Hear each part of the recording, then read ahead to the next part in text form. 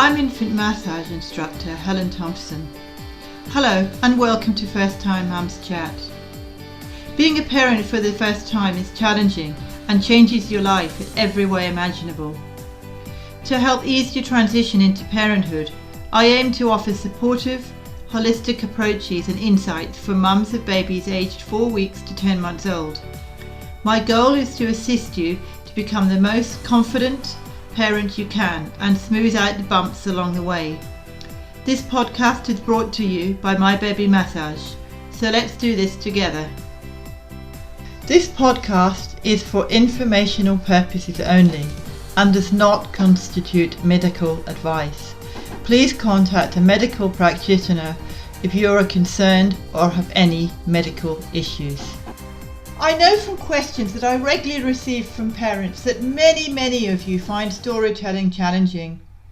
So in this episode, I spoke with Arona Gibbins, a mum of 5 who has a wide range of experience. Arona's background also includes training in Rudolf Steiner approach to education. I'm familiar with the Steiner philosophy from my childcare background and have always been fascinated by this approach, because it encourages the child's moral, spiritual and creative sides instead of focusing too much on their intellect, which I feel is so valuable and often neglected in the mainstream system.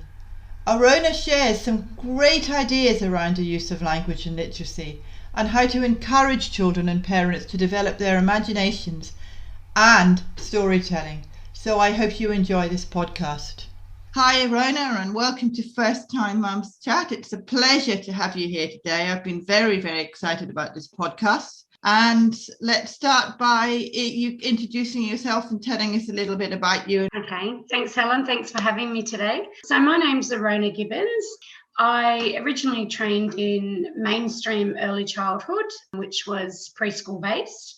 And then I did some Rudolf Steiner training because my son went to a Steiner school, and then I actually moved over some of my other children to the Steiner school.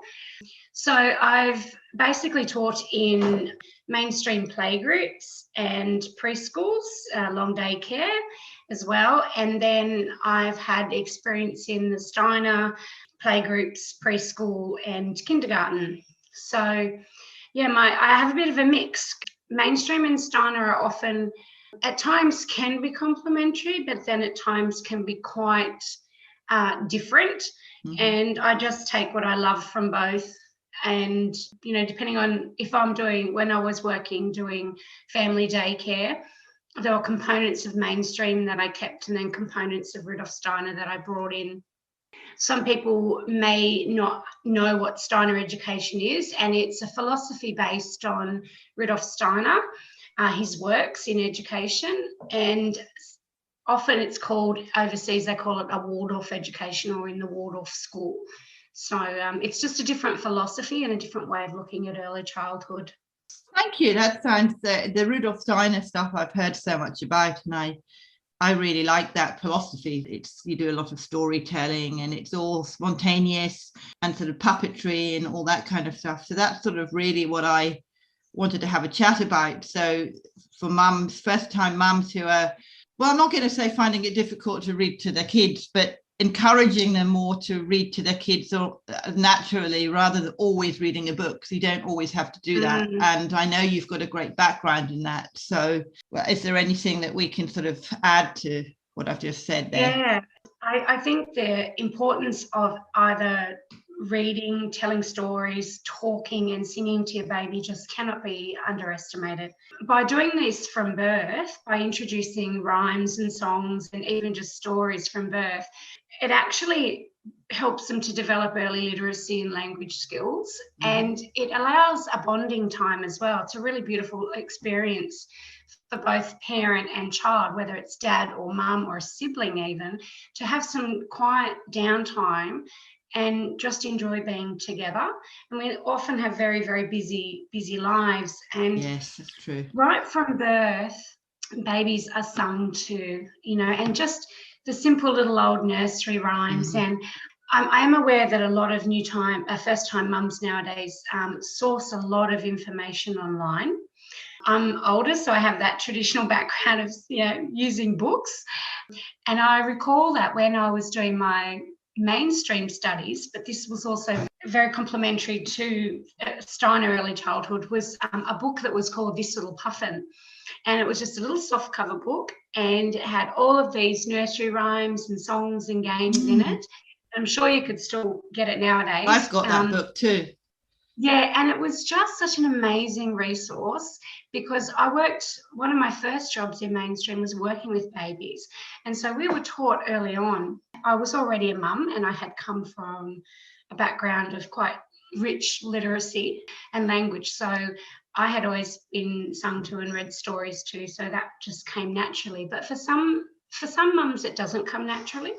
So just, for example, little things like I had finger puppets on the change table, just simple little finger puppets, and I would use those, and I would use, say, little rhymes, the nose, heads, shoulders, knees and toes, or, just make things up, really, a lot of the time, if I didn't have anything.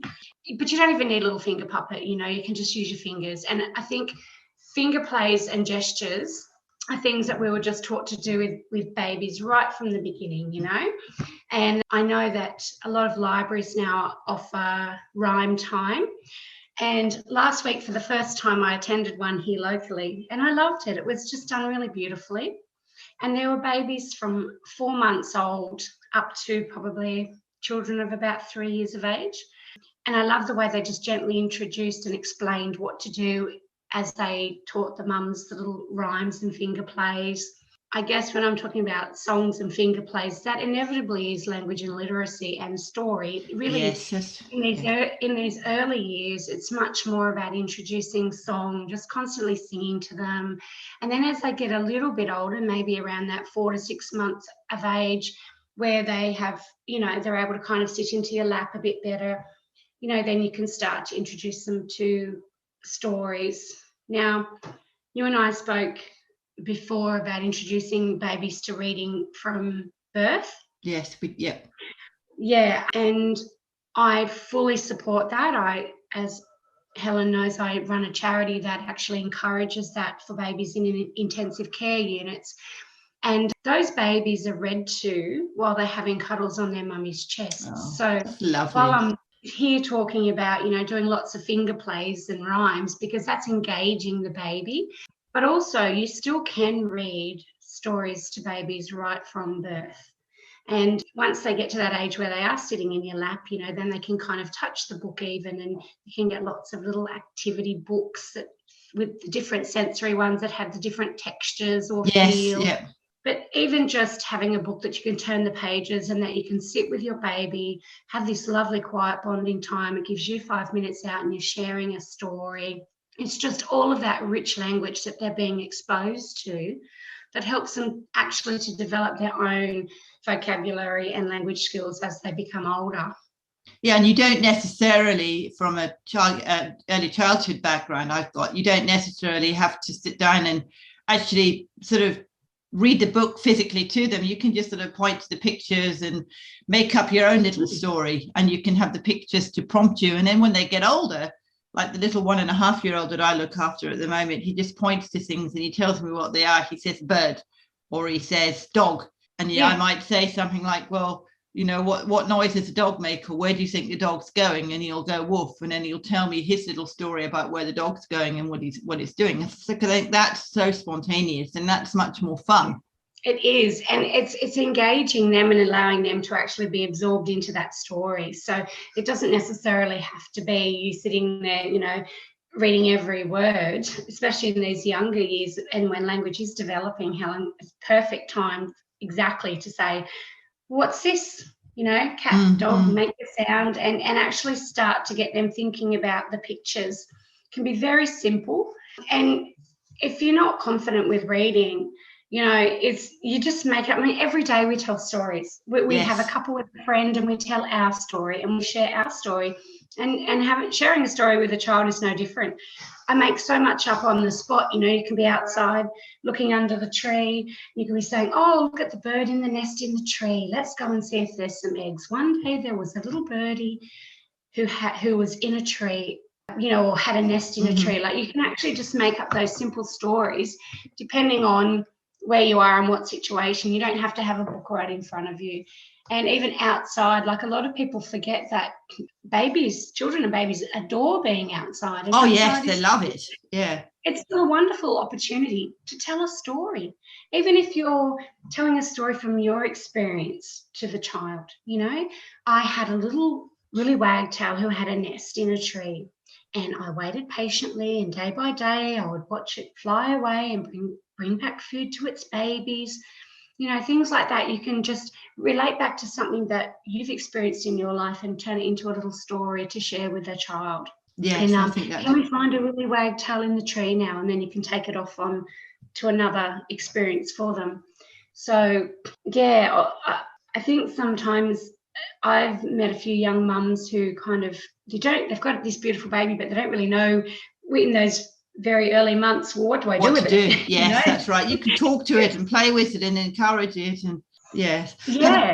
Just sing to it. Like, we listen to music all day as adults, and then just sing them songs. Language is such an important thing to introduce right from birth. So, and whether it's rhymes, songs, story, or just a conversation with your baby.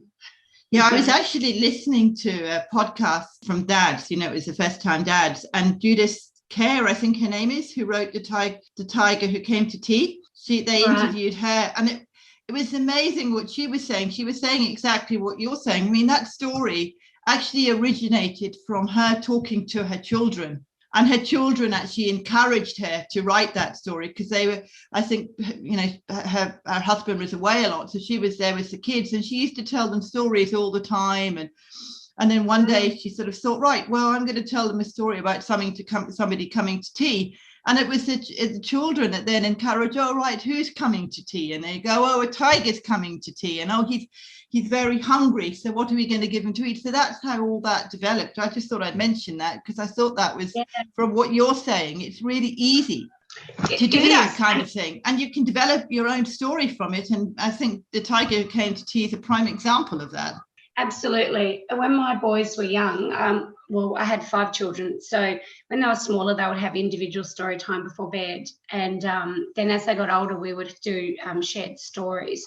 But my boys particularly, I made up a story about all of the boys, and they lived at the edge of a forest, and they went on an adventure up to a mountain where they discovered a dragon's egg, and then it hatched. And, and that story was something that they loved, but because I hadn't written it down, it changed all the time in little bits and pieces, or they would help add little pieces to it. But what happens if? And so then they were actually helping to build this story as well. I started with this basic structure, and then they helped to build it into something else. And then, we'd tell it one way, and then, of course, the next time we shared the story, it could be, yes, but this time in the story, this happens. And so then I had to spontaneously make something up with that information that they wanted to bring in. And that's just wonderful. That just expands their imagination. Yes, exactly. And it can just be the simplest, easiest thing. And I do little, my grandson who's 9, he loves being outdoors in the garden with me. So we do little stories. The last one we wrote out was the adventure of the disappearing mulberries. And we were trying to discover why all the mulberries were being eaten. And it's because all these little caterpillars are in the mulberry tree. And just things like that. And that encourages him then to sit down with me and share that experience of him out there in the tree with the magnifying glass that came from a real life experience and discovering these little grubs, to then sitting down and writing it and creating a story that he owns. He helped write it, And you can start that, as you said, going back to the sort of early, the 4 months, 6 months, you can start that even then, even though they can't communicate. Well, that's not true. Babies can communicate with you, but even though you think they don't understand, they do understand. And one day they'll, maybe when they start talking, their first word might be, or they might say to you, oh, tree, bird, and you can do exactly the same thing, even though they're not talking to you. They can smile, they can laugh, they can have so much fun with you. They absorb so much, babies do. And they're like little sponges, you know. Yes, this is the they way are. they learn. The whole world is a sensory experience, and so they're just taking in so much. And you'll often find like children as well who are exposed to a lot of nursery rhymes, and especially stories, the older type stories that are, say, you know, when you're telling fairy tales like Hans Christian Andersen and that kind of thing, if they're told in the original language, it actually helps to build quite a rich vocabulary Yes, for yeah. the child. It's not just very simple words, you know, so as they're exposed to all of these beautiful, rich language experiences right from those early years, they're understanding language in a different way as well. Yeah, yeah. It's not like just, and I don't mean to put anyone down by saying this, but one of the things that I've always tried to do is use the correct word for something, you know, rather than babyfying it, if you know what I mean, because that's actually helping them with their language. Yes, I try and do that. I don't do it all the time, but I do try, and I always correct myself when I don't, because I think it's important.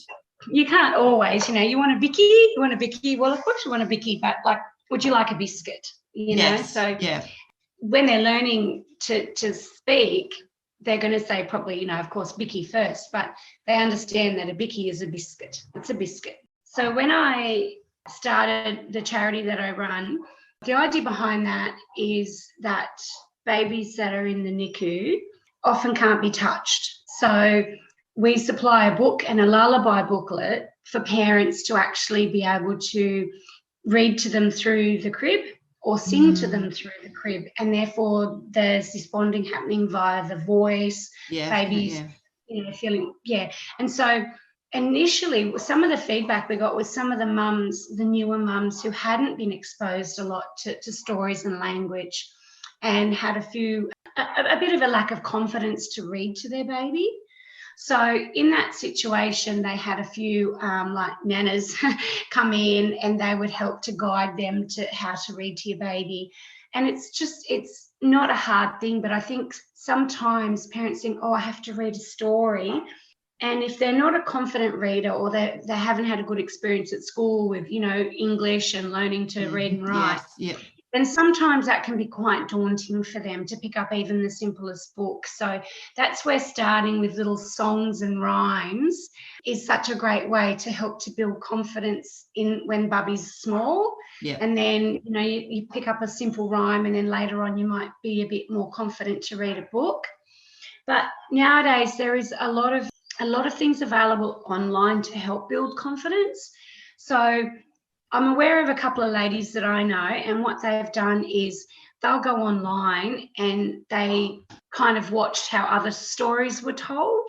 There's a couple of websites that I've used over time. One's an American one called Storyline Online, and American actors read the stories, and some of the stories are slightly animated, but they're proper pictures from the books. And it just, when you actually, if you're a visual learner, you know, and you don't feel confident, you can go and watch something like that, or something on YouTube of it, you know, grandma reading a story or something, or someone actually reading a story. And that just helps them to build a bit of confidence to read a story to their own baby. So it's just a little thing that just some mums might find that that's a useful tool if they do struggle with that confidence to read. And you can always make it up, though. As I said, you don't. I mean, my father used to make up stories with us all the time. He used to sit me on his lap, and he was very good at Latin. I'm not saying that everybody has to be good at Latin, but he happened to be very good at Latin. It was a passion of his. And he used to sit down and sing me like Hick, Kite, Cock, and make it all up. And it was a bit like, you know, you sat on his knee, then you fell down, a bit like Humpty Dumpty. And I do that with this 1.5-year-old I'm working with. And he keeps saying to me now, he asks his mummy for Hick, Kite, Cock, and mum's going, what's Hick, Kite, Cock? And Helen, Hick, Kite, Cock. So, you know, and he loves it. That's just so, you know, he can talk, but you can do that with kids. You can do that with babies. The nonsense verse is what I call it, the nonsense words, where you just make things up, you know, like gobbledygook and wibbly wobbly, and, you know, all of those kind of strange things. And they really love that. The more fun, the better. The more they absorb it, especially when you make up funny words or you change words around. And it's encouraging that literacy, because it's encouraging that rhyme. It's encouraging them down the track to make up funny rhymes and help them with literacy as well, because and have lots of fun. And like you said, like just making things up, little spontaneous stories and spontaneous songs. And I make them up all the time. And it's funny because I'll make it up and then I'll think, oh, I wish I'd written that down because I really want to use that again. But in the moment, it's just a made up thing. Yes. And it works for whatever the purpose is. And you can't always have your phone to record it, so it doesn't. And children love to hear little stories about themselves. Yes. And songs about themselves. They love their name or their adventures, you know. And, you know, if they say, oh, tell me a story, Nanny, you know, or Arona, or whichever child it is, work or home, you know, and there is that, well, once upon a time, there was a little girl named, and I use their name, and, you know, then I start to begin to tell a story, because all stories have a beginning, a middle, and an end, yes. You know. Then usually it's always an adventure story with a very happy ending, and, you know, and they just love to hear something about them, and especially if it's something that they have actually done, you know.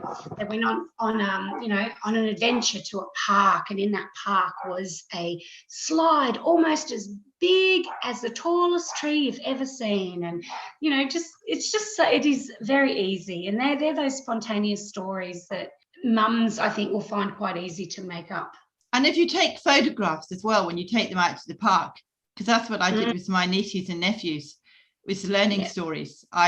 I took the kids out, my niece and nephew, out to the park, and I just took photographs of them while they were out there. And then when I got home, I made up this little story and photocopied it and just sent it to them. And even today, and they're now 2021, they keep saying, oh, Aunt Helen, I love that little story you made for me. We've still got it. It's really powerful. It's such a powerful tool for children, because, you know, I think it also, you know, it recognises them as an individual, to say you're here and you are important, and it validates them as well, and it gives them it helps their sense of self, you know. Yes, I think there's self-esteem and self-worth too, you know, like, well, I was important enough that someone wrote a story about me. That's very special. Even if you don't write it down and you communicate it with them, you're still talking with them and communicating with them, and you're teaching them respect while you're doing that, because you're teaching them to calm down and relax and, you know, all that kind of stuff. And I think that's so valuable, because a lot of parents don't do that, because we're all complaining about how language and literacy, you know, the language and literacy, I don't want to go into too much detail. Language and literacy is so, what's the word I'm looking for, so out there that the kids aren't learning enough. They're not encouraged to read a lot, and therefore they say there's a problem. But if parents do what we're talking about and discussing, and when they're young, and helping them, children, when they're young, and help them to communicate, well, hopefully, touch wood, that won't be so much of a problem. There won't be so much pressure on children to read and write. And I think that's the problem. There's a lot of pressure out there for children to read and write. There is. And, you know, the Steiner philosophy is that children are ready when they're 7, which means it's when they're in year 1 in the Steiner Waldorf school, whereas us here in mainstream, it's in kindergarten. And now, having worked in both scenarios, I can clearly see the benefit, especially for boys, because boys are often a little bit behind girls in those early years of being ready to read and write. And when they go into that, when they're truly ready, that's when they learn faster. And, you know, by doing all the things we're discussing, just those songs, building all the literacy, the stories, the language, and not that stress of having it always written down, but just all of this oral storytelling, which used to be how stories were passed from culture to culture, generation to generation. It was always done orally. They didn't write things down. And so we need to bring back this oral tradition of just passing things on, the songs, the rhymes, the stories, the silly nonsense, the true stories, the whole lot, and share all the time with our children, so that when they do go to school, they're actually quite confident to also get up and speak and share, because some children are terrified to, in a group of other children, to get up and speak or share something, you know. I can relate to that, because I was like that as a child. But by building some of those skills and that sense of self-worth and self-esteem and all of those things that come with, that time of spending together and validating that what you're saying, when a child has something to tell you or a story to tell you, taking that time to stop, be present and listen to their story. It's not always just about us telling them, it's their stories to share. And we do live in a really busy world.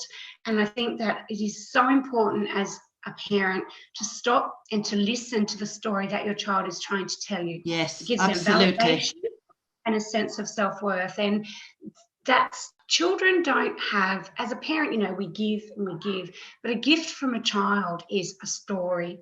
Their story, something they're sharing with you. They might just want to tell you a story about a stone they found and gift you that stone. That's so precious and so important, that introduction. I think sometimes we just need to slow our lives down a little bit and just be present. I see so many times children just desperately trying to tell mum something that they feel is really important, and they burst in to tell mum, but she's just too busy.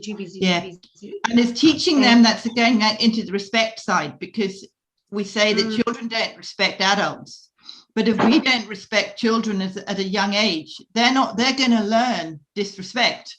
But if we teach them, as you're saying, if they want to tell you something, even if you're busy, just say to them, look, can you give me 5 minutes and I'll come back and I'll listen to you.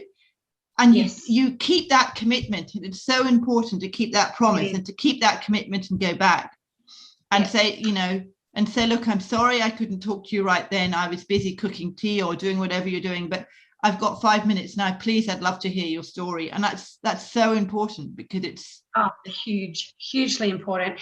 And when you are with them and you take that time, be present, just be present and hear them. And, I've had 5 children. I know how hard it is and how busy it is. And I'm far from the perfect parent. But to be able to just say, look, I just need 2 minutes and then I'll be with you. And then to go and sit and say, okay, now what was it you wanted to tell me? And actually not be thinking about all these other things that are going on in your head that you've got to get done. Stop, look them in the eye, be present with them and listen to them so that they know they are truly heard. It's not just done on the fly where you've absorbed half of this important story. And I know we can't always do it all day long, but you'll know the difference between whether they're just telling you something in passing or whether they really have something exciting they need to tell you. They're bursting to tell you, I think that starting from birth is just so important. I honestly can't make that point enough. No, I'm the same wavelengths. Yeah.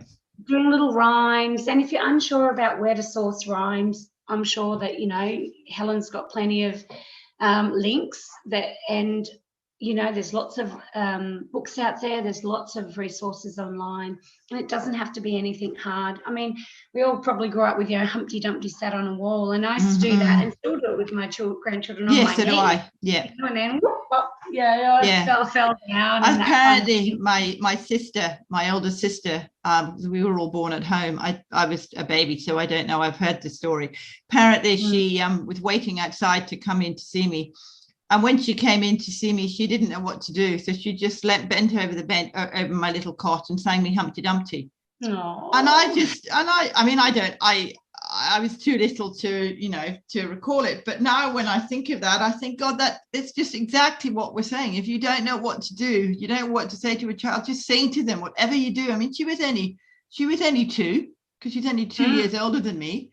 And I guess, she'd learnt it from Dad, because Dad used to do it with her. Yeah. And she thought, right, well, I don't know what to say to my sister. I don't even know she's my sister. She's just this little blob in a cot.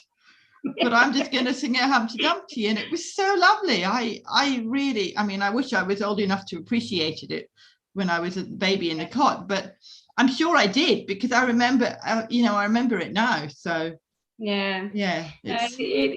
it's really lovely and especially if you can get siblings involved. We're talking about just mums and babies here, but to get siblings to share stories and songs and play with their little babies, and teaching that this little piggy went to market, and all of those really simple little ran around the garden things, and they can do that with their tiny baby brother or sister. That's right.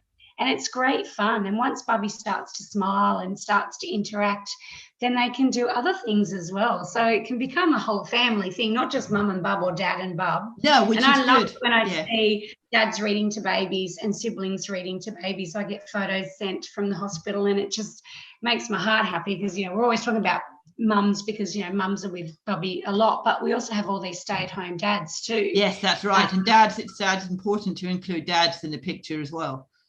Absolutely. And when my grandsons were in NICU, my sons were reading them stories through the cribs as well. And I just thought that was just beautiful. And one of my sons, I've got a photo of him even holding up a book to show the baby who couldn't see it, but that's how he had stories read to him. And then, so therefore he was, reading the page and putting the book up to the crib, and my heart just melted. I thought, isn't that beautiful. Cute? That is, it's lovely. One day he will do that with his children, and that made my heart really happy. That's the way to start, as we've said at the beginning. We've got to start. Yeah, I think that's what we've got to. That's the key to this. Yeah. You've got to encourage parents to do it now and to keep doing it and not sort of give up, and just get back to nature, get back to the nitty-gritties, and get back to what they did in the 1890s and just read stories to their children. Absolutely. And just that, you don't have to have a lot of money. You don't have to even own a book. You can just come from the heart, sing a little ditty, tell a little story, and I mean, I'm pretty sure most people would know even the story of the three little pigs. You can tell that quite easily. And you can make it up. You can add bits to it as well. Oh, yeah. And that's it. I like happy ending stories too. But sometimes stories don't have to be happy endings. I mean, when they get a bit older, you can make they don't have to be happy endings. Thank you so much, Arona, for a really, really interesting chat. I think there's a lot of great ideas and suggestions here for first-time mums. I'm sure that they would love to find out more about you and your world. I saw from your Facebook page that you run workshops online. They can contact me on Facebook at Fairy Tale Dreaming. And that's a business I've started with a friend, and we're focusing on bringing back the magic of storytelling and told stories using very simple props rather than a storybook. It's just a told story orally using some simple props. And we're going to be doing different kinds of workshops, but we'll also eventually be putting little videos and things on, and then later on we'll have a website. So they can always contact me through Facebook there at Fairy Tale Dreaming. Or we also have our Gmail address on that page as well if they'd like to ask me anything specific.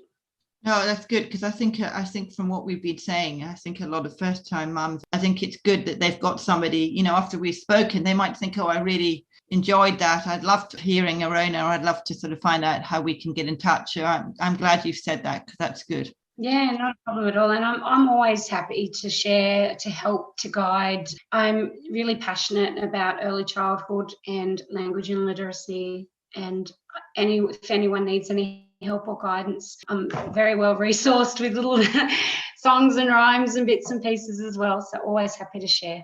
Thank you so much, Arona. And I really love talking to you, because I'm on the same page as you. So I really enjoy listening to you, and thank you so much. And I hope that the mums that are listening to this podcast will appreciate, your knowledge and experience of storytelling and fun and spontaneity and everything.